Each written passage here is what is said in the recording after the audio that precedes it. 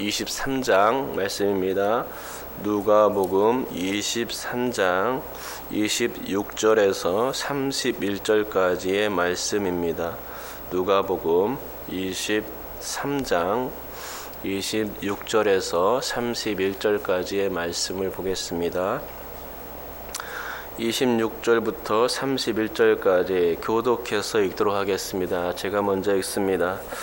그들이 예수를 끌고 갈 때에 시몬이라는 구레네 사람이 시골에서 오는 것을 붙들어 그에게 십자가를 지워 예수를 따르게 하더라.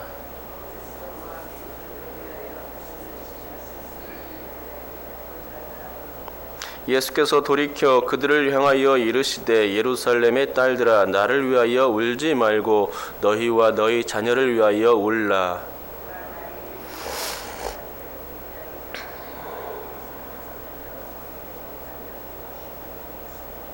그때에 사람이 산들을 대하여 우리 위에 무너지라 하며 작은 산들을 대하여 우리를 덮으라 하리라. 푸른 나무에도 이같이 하거든 마른 나무에는 어떻게 되리요 하시니라. 아멘. 여러분, 진정으로 복 있는 사람에 대해서 생각해 본 적이 있으십니까? 성경에 복 있는 사람에 대한 정의들이 많이 나오고 또 어떻게 하면 복을 받는다고 말하기도 합니다. 우리 또한 복 받는 삶이 최고로 좋은 인생인 것을 안다는 것이죠. 살아가면서 복 받는 사람들, 혹 잘 나가는 사람들, 행복해 하는 사람들을 보면서 우리는 어떤 생각을 가지게 됩니까? 나도 저렇게 복 받았으면 하고 꿈꾸게 되지 않습니까? 그렇습니다. 우리는 복이라는 단어를 너무 사모하는 것 같습니다. 하지만 복과는 관계없는 삶을 살고 있는 자신을 발견할 때면 그때엔 너무나 슬픈 것이죠. 그것이 육신의 복이든 물질의 복이든 영적인 복이든 간에 상관없습니다. 복이라는 단어만 나오면 우리는 그 단어를 생각하며 행복해하는 것입니다. 저는 오늘 본문을 보면서 진정 복 있는 자, 복된 자가 어떤 자인지, 어떤 것인지 한번 살펴보아야겠다는 생각을 가지게 되었습니다. 본문에는 정말 어떻게 하는 게 진정 복이 있는 일인지, 누가 복된 자인지에 관해서 제시해 주고 있습니다. 먼저 29절 우리 다 같이 한번 읽어봤으면 좋겠습니다. 29절입니다. 읽겠습니다. 시작. 보라, 날이 이르면 사람이 말하기를 잉태하지 못하는 이와 해산하지 못한 배와 먹이지 못한 젖이 복이 있다 하리라. 네. 누구에게 복이 있다고 말씀하고 있습니까? 잉태하지 못하는 이와 해산하지 못한 배, 먹이지 못한 젖을 가진 자가 복이 있다고 말씀하고 있습니다. 이 세 가지 경우는 모두 같은 말을 다르게 표현한 것이죠. 자녀가 없는 여인을 두고 말하는 것입니다. 결혼을 한 처녀거나 결혼을 했어도 어떤 연유에서건 자녀를 낳지 못한 여인을 가리키는 말입니다. 예수님은 이처럼 자녀를 낳지 못한 그러한 여인이 복이 있다고 말씀해 주시고 있는 것이죠. 그러면 왜 예수님은 이런 말씀을 해 주셨을까요? 사실 유대인들은 결혼하여 아기를 낳지 못하면 그것을 수치로 여겼고 또 저주로까지 생각했습니다. 이는 예수님의 생각과 아주 반대입니다. 그들은 다산을 최고의 복으로 여겼기 때문에 아기를 낳지 못한다는 것은 사실상 저주였던 것입니다. 그런데 그런 유대인의 생각에 대해서 예수님은 아주 거꾸로 말씀하시고 계신 것입니다. 아기를 낳지 못하는 여인이 복이 있다고 선언해 주신 것입니다. 주님은 왜 그렇게 말씀하셨을까? 그렇게 말씀하실 수밖에 없으셨던 그 과정을 이제부터 한번 설명해 볼까 합니다. 본문은 예수께서 여러 번의 신문과 매맞음, 모욕과 조롱, 침뱉음을 받고 최후로 빌라도의 사형 언도를 받은 후에 십자가형을 받기 위해서 골고다 언덕을 향해 비아 돌로로사라는 거리를 걷는 장면입니다. 비아 돌로로사라는 말은 슬픔의 길 혹은 고통의 길을 뜻합니다. 예수님은 그 슬픔의 길, 고통의 길을 걸을 때 너무나 힘드셨습니다. 왜냐하면 밤을 지새우며 신문과 육체적인 고난을 당하셨기 때문입니다. 이리 끌려다니시고 또 저리 끌려다니시며 사람들에게 신문을 받아야만 했던 것입니다. 온갖 조롱과 모욕, 침뱉음과 거짓 고소가 있었고 채찍질을 당해야만 했습니다. 예수님은 이렇게 정신적 고통과 육체적 고통까지 겪어야 했고 또 그 과정에서 몸을 가눌 수 없을 만큼 심히 연약해져 있었던 것입니다. 십자가형을 지는 사람은 자기 십자가를 지고 형장까지 가야 하는데 도저히 그것을 들고 갈 수 없을 지경에까지 이르렀던 것입니다. 그때의 로마 병사들은 구레네 사람 시몬을 붙잡아서 예수 대신 십자가를 지게 합니다. 예수님은 시몬이 십자가를 대신 져주었기에 좀 더 편안하게 그러나 매우 지친 모습으로 터벅터벅 발걸음을 떼고 있던 상황이었습니다. 이렇게 걷고 있는 동안 주님은 울고 있는 여자들의 큰 무리를 보신 것입니다. 주님은 그들에게 이렇게 말씀하셨습니다. 예루살렘의 딸들아, 나를 위하여 울지 말고 너희와 너희 자녀를 위하여 울라. 형장으로 끌려가시는 예수님을 보고서 여인들이 울자 되려 예수님은 여인들을 염려하시면서 한 말씀 해주신 것입니다. 곧 나를 위하여 우는 것도 중요하지만 그보다 더 중요한 것은 너와 너의 자녀들을 위하여 울라 라고 말씀해 주신 것이죠. 그러면 왜 주님은 이런 말씀을 해 주셨을까요? 그것은 예루살렘이 당할 멸망의 날, 심판의 날을 보고 하신 말씀이었습니다. 예루살렘 성이 주 70년에 멸망했으니까 이제 그 대략 예수님께서 돌아가실 때쯤으로부터 시작해서 약 40년 후쯤이면 그런 멸망의 날이 다가올 것이었습니다. 그러니 곧 예루살렘이 그렇게 멸망당할 그때에 예루살렘에서는 큰 슬픔과 절망이 있을 것이었습니다. 그날은 정말 통곡의 날이 될 것이었습니다. 그러니 나를 위해서 울기보다는 너희 자녀를 위해서 울어야 마땅하다라고 말씀하셨던 것입니다. 그러니까 주님께서 자녀를 가지지 않는 여인에게 복되다 말씀하신 이유가 바로 여기에 있습니다. 곧 예루살렘에 거하는 수많은 여인들에게서 낳은 그 자녀들이 이제 40년 후면 처참한 상황을 겪게 된다는 말입니다. 하지만 만약 자녀가 없다면 본인만 걱정하면 되기 때문에 복되다 한 것이지요. 그러니까 주님께서 자녀 없는 자에게 말씀하신 복은 상대적인 복이 되는 겁니다. 결코 절대적인 복은 아닌 것이지요. 그렇습니다. 고난과 멸망의 날이 올 때에는 정말 너무나 처참한 상황이 벌어질 겁니다. 저는 전쟁을 겪어보지 않았지만 전쟁을 겪어본 세대들은 알 것입니다. 우리나라는 가깝게 일제강점기와 6.25를 거쳤기 때문에 이 시기를 거친 모든 분들은 그 처참함을 아실 것입니다. 일제가 우리 자녀들을 어떻게 대했습니까? 전쟁의 총알바지로 사용했던 것 아닙니까? 우리의 자녀들을 강제징용하여 일본인 대신 싸우게 했습니다. 그러니 자신의 자녀를 전쟁터로 내보내야 하는 부모의 심정이 어떠했을까요? 처참한 것입니다. 아주 근심거리가 되는 것입니다. 너무나 슬픈 것이죠. 여러분 이제 이해가 가십니까? 멸망의 날은 다 그런 겁니다. 너무나 처참하고 처참하다 못해 정말 죽고 싶을 지경에 이르를 수 있습니다. 그러기에 그런 충격적인 날을 맞이할 때에 차라리 홀로 독 단신인 게 편하다는 말입니다. 자녀 때문에 많은 아픔과 고통을 겪지 않을 수 있다는 말이 되는 것입니다. 일상적일 때는 자녀를 많이 낳고 그래서 다산이 복이 됩니다. 하지만 전쟁의 날이나 멸망의 날에는 다른 것이죠. 그런 게 복이 아니 되는 것입니다. 그러니까 여러분께서 복 개념을 다시 정비해야 한다는 말입니다. 무슨 말이냐 하면 그 상대적인 복과 절대적인 복 개념이 있다는 것을 알아야 합니다. 유대인들이 그렇게 믿었듯이 우리도 다산이 복이다라고 생각하는 경향이 있는데 다산은 상대적인 복이라는 말입니다. 결코 절대적인 복은 될 수가 없겠지요. 왜냐하면 전쟁의 상황이 되면 다산은 복이 아니라 저주 개념이 될 수 있기 때문입니다. 그러면 절대적인 복도 있나?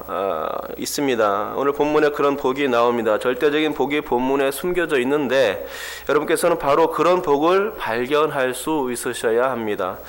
그리고 그렇게 발견한 그 복을 끝까지 붙들고 갈 수 있기를 주님의 이름으로 축복합니다. 제가 생각하는 복은 다른 것이 아니라 십자가를 지는 복입니다. 자, 가만히 생각해 보시길 바랍니다. 구레네 사람 시몬이 얼떨결에 십자가를 지게 되었습니다. 그것은 순전히 본인의 의지와는 아무런 상관이 없었습니다. 단지 로마 병사의 눈에 띄었기 때문에 강제적으로 십자가를 지게 된 상황이었던 것이지요. 하지만 여러분, 그게 그에게는 복이 되었습니다. 아주 절대적인 복이 된 것입니다. 이 사실은 누구도 부인하지 못할 겁니다. 왜냐하면 저 천국 왕자에 계신 예수님께서 구레네 시몬을 언급하시면서 매번 그에게 내가 저 세상에서 십자가를 질 때 저 구레네 시몬이 내 대신 져주었어 라고 영원토록 말씀하실 것이기 때문입니다. 여러분, 이렇게 시몬을 향하여서 말씀하시는 분은 평범한 일개 시민이 아닙니다. 온 우주를 주관하시고 다스리시는 분이십니다. 군대에서는 사단장만 뜬다 해도 난리 법석이고 면단위에서는 군수만 뜬다 해도 난리 법석인데 온 우주를 관할하시는 천지의 대주제라니요. 어디 감당할 수가 있겠습니까? 그런데 그런 분의 입에서 그분이 매번 칭찬의 말을 쏟아내시는 겁니다. 내가 저 세상에 있을 때 시몬이 내 십자가를 다 져줬다니까. 참으로 이 말씀 대단한 영광이 아닐 수가 없습니다. 정말 그 시몬에게는 감동이 되는 말이 되는 것이죠. 내가 자의로 한 것도 아니고 억지로 끌려서 강제적으로 한 일인데 그래서 칭찬받을 구석이 하나도 없을 것 같은데 그게 칭찬이 되더라는 것입니다. 세상 사람들이 볼 때는 십자가를 진다는 것이 어디 칭찬입니까? 그것은 저주입니다. 우리가 행운권 추첨을 할 때 어떻습니까? 행운권이 당첨되면 얼마나 기쁩니까? 기뻐서 펄펄 뜁니다.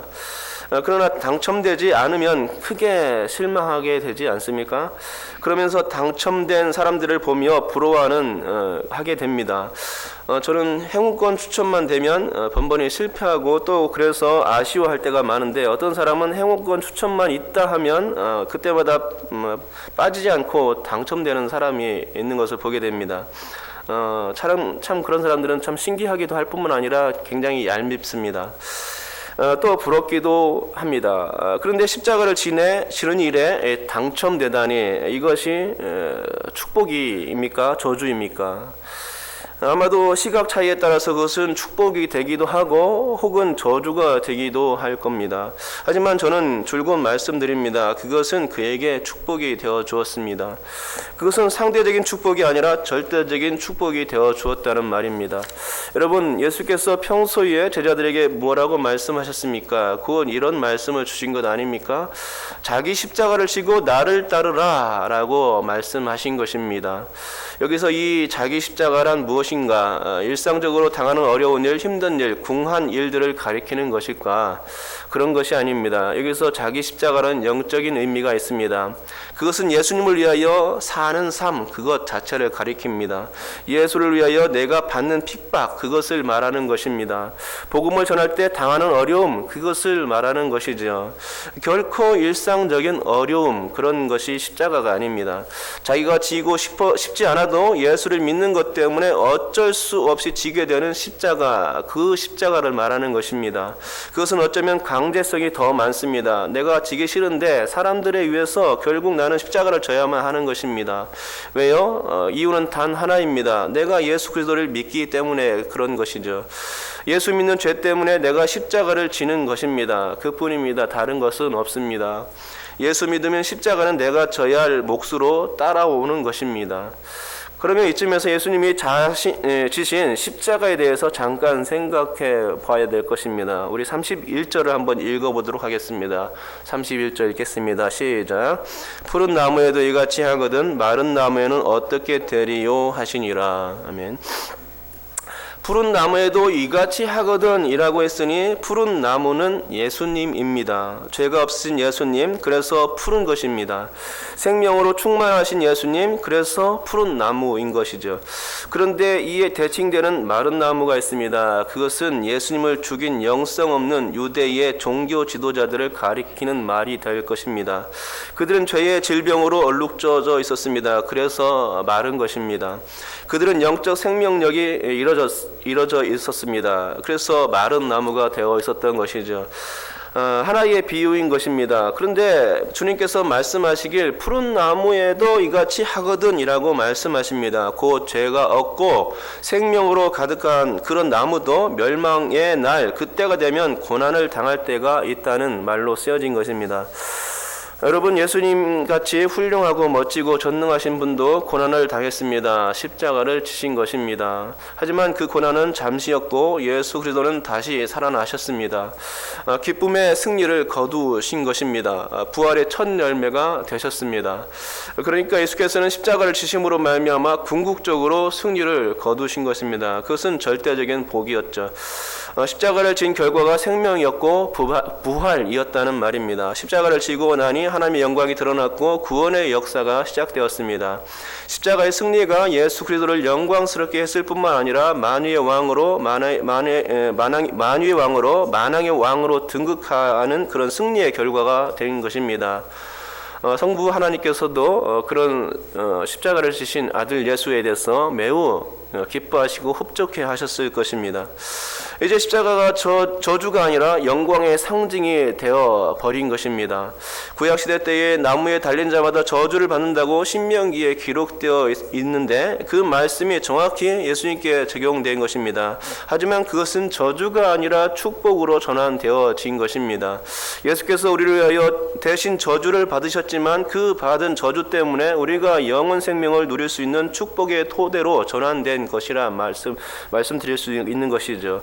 하지만 멸망의 날에는 아이벤 자와 자녀를 가진 자, 마른 나무와 같은 자들은 엄청난 고통을 맛보게 될 것입니다. 자녀를 가지지 않은 여인이나 푸른 나무 같은 자들, 십자가를 지는 자들은 잠깐의 고통만 견디면 되지만 이들은 그렇지 않습니다. 마른 나무와 같은 그들은 십자가를 지지 않았기 때문에 멸망의 날에 엄청난 대가를 치르게 될 것입니다. 30절에 보니 그 상황이 대략적으로 짐작됩니다. 그 멸망의 날에 사람들이 무엇라고 말씀하는지 보시기 바랍니다. 이렇게 얘기합니다. 이렇게 고통스러울진데 차라리 큰 산이 나에게 무너져 내렸으면 좋겠다. 이 처참한 나를 저 작은 산이 아예 덮쳐버렸으면 좋겠다 말한다는 겁니다. 이것은 절대적인 저주입니다. 예수 믿는 사람의 입에서는 절대로 나올 수 없는 소리입니다. 멸망의 날, 심판의 날에 저 믿지 않는 사람들의 입에서 저런 말들이, 고통스러운 말들이 나올 겁니다. 지옥 형벌, 말로만 들어도 끔찍한 형벌, 영원히 죽지 않으며 또 고통받는 그 지옥의 형벌, 차라리 영원히 소멸되는 것이라면 좋을 텐데 그렇지 못하니 마른 나무들의 입에서 나오는 말이 이해가 되지 않을 수 없는 부분이 되는 것이죠. 이제 마무리 짓겠습니다. 여러분, 오늘 우리가 복에 대해서 살펴보았습니다. 그런데 복에는 상대적인 복과 절대적인 복이 있다는 것입니다. 상대적인 복은 사람들이 누구나 다 동의하는 편한 길에 놓여 있고 또 그것들은 모두 다 복이라고 인정하며 살게 됩니다. 하지만 영성이 트여 있는 사람들은 그것들을 복이라고 말하지 않습니다. 복은 사람들이 많이 왕래하는 큰 길에 있지 않습니다. 사람들이 자기를 싫어하는 좁은 길, 험한 길, 십자가를 져야 하는 길에 있다는 것입니다. 그럼 어떤 것을 복이라고 말하는가? 사람들이 생각과는 다르게 주님께서 말씀하신 것을 복이라고 말하는 겁니다. 곧 십자가를 지는 삶인 것입니다. 구련의 시몬처럼 강제로라도 지고 가야 하는 그 예수의 십자가, 그것이 내게 있어야 복이 된다는 말입니다. 여러분께서 다른 것은 다 잊어버려도 좋습니다. 세상의 복들 다 잃어버려도 좋지만 이 한 가지만은 잊지 말기 바랍니다. 내가 예수의 십자가를 져야겠구나 하는 것 말이죠. 여기에 계신 모든 분들이 그렇게 예수의 십자가를 지심으로 말미암아 절대적인 복, 영원한 복을 누릴 수 있기를 주님의 이름으로 축복합니다. 기도하겠습니다.